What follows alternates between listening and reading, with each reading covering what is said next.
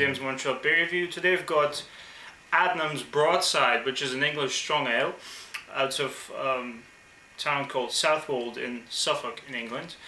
And at 6.3%, this is considered to be an English strong ale. Of course, if you compare it to, let's say, Belgian strong ales, this won't be really that high of an ABV, to say the least. But for English styles, you probably know, this is considered quite strong. Now, Adnams Brewery is also called the Sole Bay Brewery, and it says here it's dating back to 1672. But the current brewmaster's work is really impressive, according to reviews I've read and I've been on the website as well. He's a young fellow, but he sure knows how to brew good beer. They brew all sorts of different English styles. Also on the website it suggests that you pair this beer with some aged or strong cheddar cheese. And here I've got a few pieces of this is 2-year aged Grand Cheddar cheese from Quebec. It's a local favourite of mine. I really like this cheese. I've had this numerous times with wine, so I'm excited to pair this with the beer as well. For the glassware, I'll use my Samuel Smith's pint glass, and let's crack the beer open and start the review now. Right, so I just opened the bottle. There's a fair amount of smoke actually coming out, and the cap is quite nice. It's blue, has the logo and everything. I don't know if you can see this. I usually say that, but anyway, it's nothing special, but it's quite nice. Let's pour this into my pint glass now. Yeah, it's a nice, you could say reddish brown, very light kind of brown color. You could say dark amber. You could even say opaque kind of red. It's not quite opaque, but it does smell like a red wine actually to me. Nice, rich, frothy head. Even you could see there's a sort of a mix of small bubbles and really tiny ones, so it's sort of semi-creamy. It looks good, and it looks like there's going to be some nice lacing as well. Very fruity, complex maltiness in the beer. I definitely can pick up some cherries, sort of dark fruit, as well as some red grape kind of winey kind of taste. Smell, sorry. And now I'm starting to get that typical English ale caramel sweetness in the smell as well. A fairly floral hint of hops as well. Reading back from the bottle, actually, it's got something to say. Adnams Broadside commemorates the fierce battle of Sole Bay fought against the Dutch Republic in 1672 off of the Southwold coast, just across the green from our brewery. A premium beer for the most demanding of drinkers, rich in fruitcake's aroma, almonds and conserved fruit. Adnams Broadside is a beer to savour, delicious, and served as cool. Now, actually, I guess I was wrong about the date here. 1672 does not refer to the origin of the brewery, rather than to the commemoration. By the way, let's dig in.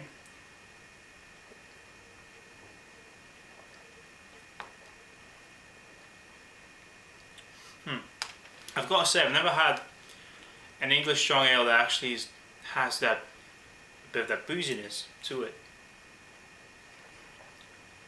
Sort of like a winter warmer feel you get in the beer right away. But then the taste is really nice. Sort of a bitter sweetness you get with a very complex fruitiness. Everything I said about the aroma is pretty much present in the flavour as well. Still getting that winey